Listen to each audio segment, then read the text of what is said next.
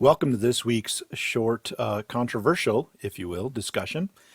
This week I'd like to talk about something that has made popular sales in the modern era. It's called Ezekiel Bread, and it is officially sprouted grain bread. You may see this actually in places like Walmart. I've shared the web page here, Ezekiel 4:9, bread and better. Let me just read the description here. Ezekiel 4:9 products are crafted in the likeness of the Holy Scripture, verse Ezekiel 4:9, to ensure unrivaled, honest nutrition and pure, delicious flavors. Take also unto thee wheat and barley and beans and lentils and millet and spelt, and put them in one vessel. Ezekiel 4:9. We discovered when these 6 grains and legumes are sprouted and combined, an amazing thing happens. A complete protein is created that contains all 9 essential amino acids. There are 18 amino acids present in this unique bread from all vegetable sources, naturally balanced in nature.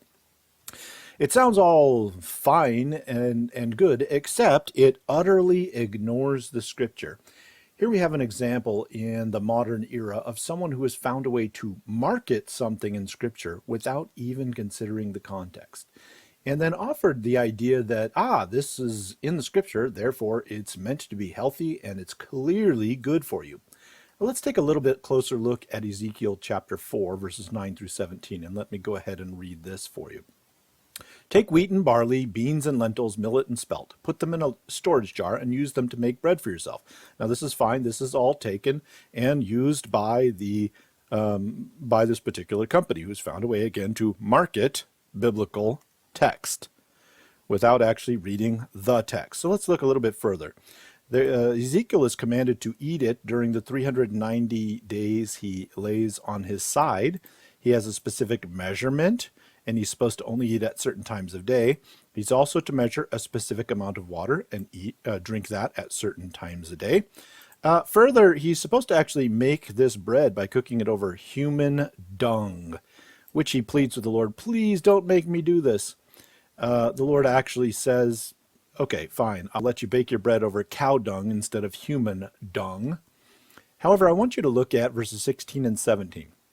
Son of man, I'm about to cut off the food supply in Jerusalem. The people will eat rationed food in anxiety and drink rationed water in despair.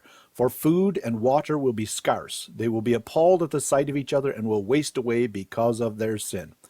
The point of the Ezekiel bread, according to Ezekiel 4, is not so that you have wonderful, healthy bread that has sprouted and has amino acids for human consumption and health. No, in fact, it's actually meant to be sort of the garbage leftovers. It's just the remaining portions of particular grains. It's what you can pull together when you're starving to death and just have to do it. I mean, we all have those moments in our pantry where you're like, oh, I guess this is all I have to eat. Without going out to the store, I'm going to have to eat this. Well, this is clearly much worse than that. And clearly, the marketers are not considering the fact that this was bread meant to signify the judgment of the Lord. It's just a reminder to us that we should consider ways in which actually reading the scripture matters.